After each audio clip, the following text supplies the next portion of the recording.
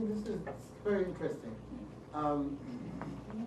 Most African countries are grappling with, right now, institutions, institution building. Which institutions are the right institutions for the countries we've inherited from the colonial era?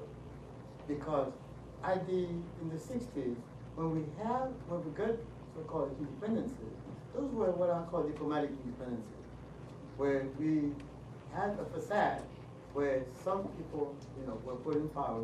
Most of those people were not ready to lead, govern those countries. Just go through the list. I won't go through the list, but look at most of our countries, most of our leaders of the time, either were supported directly by the colonial administrators, but certainly were not trained to govern countries. Even the second generation, we talked about Senegal. In Senegal, we had the experience of having Senghor, who was a great teacher, a great playwright, poet, but he was not governed. He was not an economist. He was not an administrator. I'm not saying you have to be an economist for a little country, but you have to be able to understand basics about how an economy functions. And he did not. Now, normally you find other people around you. You have advisors, you have ministers, and so forth. But we didn't have trained advisors. We didn't have trained engineers and so forth. Now, this, of course, it's not a situation that's unique to Senegal. You find in Cote d'Ivoire. I remember when I was in Cote d'Ivoire, one of the great things that Houphouët said was, okay, we're going to train engineers. Cote d'Ivoire, when it became independent, had 5 engineers. 5. How do you develop a country with 5 engineers?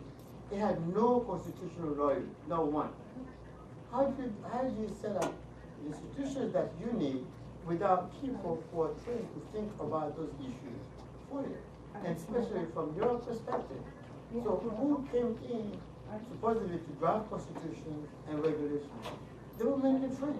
And I'm sorry for people who say, oh yeah, yes, we have to move past, the French legacy. But it's a legacy that is very entrenched, and that is hard to move past because we don't know any other way. So Cote d'Ivoire is struggling with that. Senegal, in many ways, is struggling with it too, because democracy comes in many different ways. We had democracy in Africa, as people mentioned. Now, each system requires education. Now, the education system, Professor Republican, tell me if I'm wrong, is never neutral. It's designed for a purpose and within a particular framework. Cote d'Ivoire as a country has never existed in history. As you properly said here, it was cobbled out of many parts of many different empires.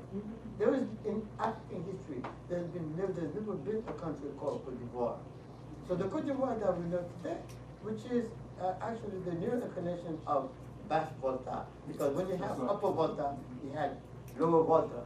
So the Cote d'Ivoire that we're talking about today is the Lower Volta. That Cote d'Ivoire is a totally artificial entity created out of colonial whims. Now, that Cote d'Ivoire pits together and sometimes pits against each other groups that had their own MO, they had their own processes of dealing with each other in the past that are not the same as what the colonial powers have done. Give you one insight. When you look at the settlement patterns of groups in West Africa, in the lower part of West Africa, the Gulf of Benin, most of those groups are settled in the east to west or west to east pattern.